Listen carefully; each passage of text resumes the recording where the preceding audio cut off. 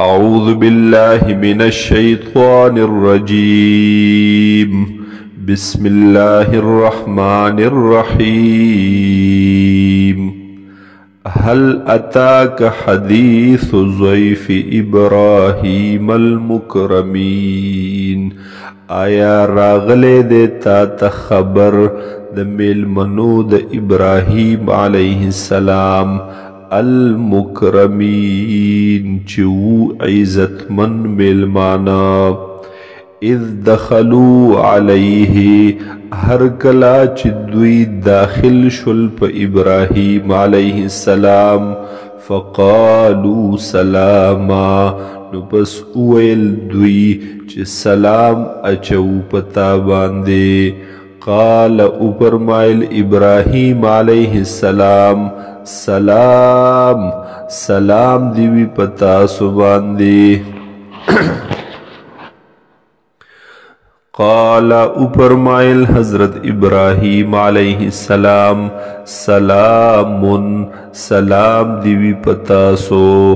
قوم منکرون یی تاسو قوم ناشنا. فراغ الى اہلہ پس پٹ راغ للو ابراہیم علیہ السلام الى اہلہ خپل کورتا خپل کور والوتا. فجاء بعجل سمین پس رایوڑو یوسخی سورب. فقربه الیہم پس نزدیک للو داسخی دا غخد دیسخی الیہم دغی میلمنوتا. قال او اوپرمائل ابراہیم علیہ السلام الا تأکلون ولتا سخرینا ولتا سخراک نکوئی. فاوجس منهم خیفہ پس محسوس اکڑل ابراہیم علیہ السلام ددوینا یر لرا. قالوا اویل دی پرشتو لا تخف میریگت وبشروه بغلام علیم او زیر ورکڑو دوی دتا دیو حلق پوها دیو حلق علم والا. فاقبلت امرأته في سرة پس را مخامخ شو بی بی د ابراہیم علیہ السلام چی وسارا بی بی رضی اللہ عنہ فی سرة پاغی چغی سرا پتیز آواز سرا. فسوکت وجہها پس لاس ووڑلو مخپل لرا. وقالت عجوز عقیم او اویل دی چی زیم بودی او شنڈا. قالوا اویل دی پرشتو کذالک قال ربک دق رنگ بئی پرمائلی دی ربستا. انہو هو الحکیم العلیم بیشک دغا ربستا دے حکمتن والا او علم والا. قال فما خطبکم ایها المرسلون ویل حضرت ابراہیم علیہ السلام صد مقصد ستاسو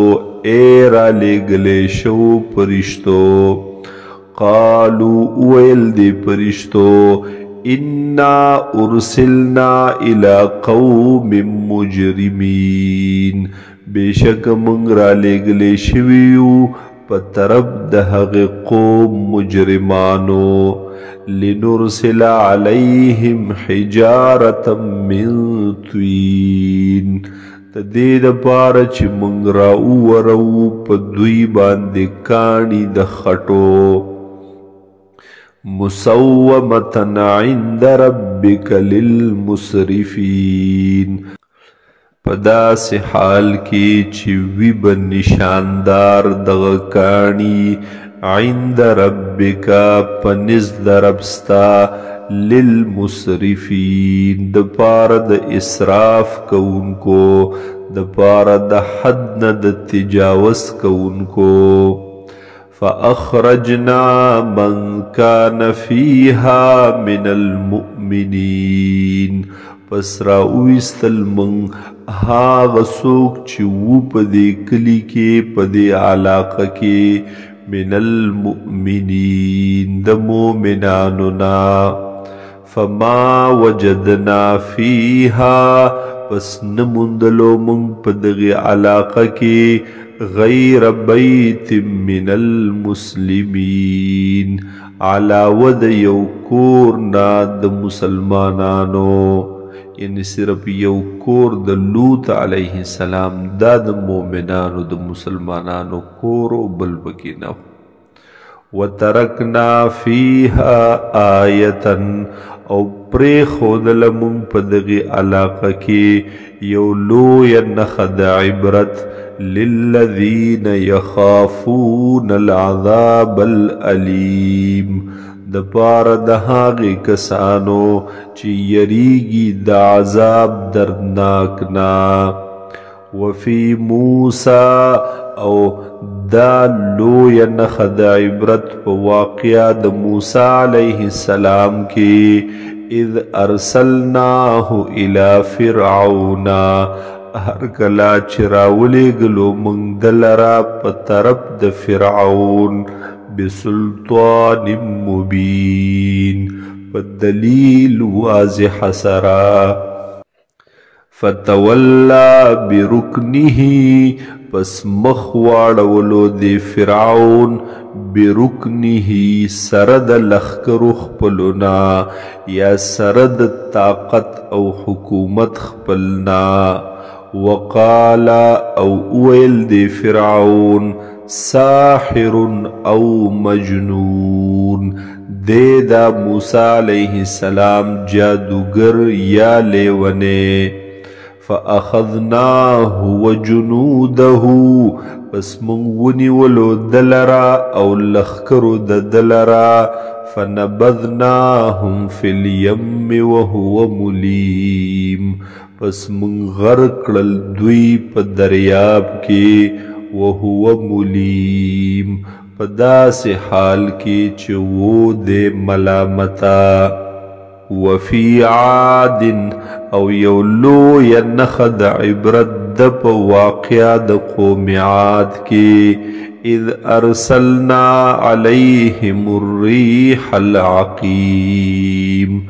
هاغه وخت چې مونږ راولېږلو په دوی باندې هغې هوا شنډې لره هوا بې خیره لره هغې باد سپیره لره ما تذر من شيء نپر خودلو دغی هوا حس یو سیز لرا اتت علیه چرا بغلپ دغی شئی الا جعلته کررمیم مگر گرزولو بی دغسیز کررمیم پشاند زرزر شگو پشاند زرزر سیز وفي ثمودا او لو ينخد عبرت دا پا واقعا دا قوم ثمود کی اذ قیل لهم هر کلا چه اویل شدویتا تمتعو حتی حین پیدا حاصل کیتا ستر یو وقت پوری فعتوا عن امر ربهم پس سرکشی کړي و دوی د حکم د رب خپلنا فاخذتهم الصاعقه پس ونیولو دوی لرا الصاعقه اغه تندر اغه چغی د تندر وهم ينظرون پداس حال کی چې دوی ورته قتل فمستطاعوا من قیام پس طاقت نلرلو دوی د ودریدلو د پاسیدلو وما كانوا منتصرین او نو دوی بدله اغستن کی انتقام اغستن کی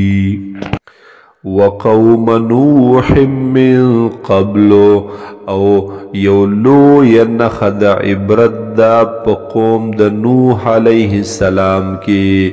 من قبلو چوو مخک دا دوینا انہم کانو قوما فاسقین بے شک وہ دوی قوم فسق کون کی نافرمانی کون کی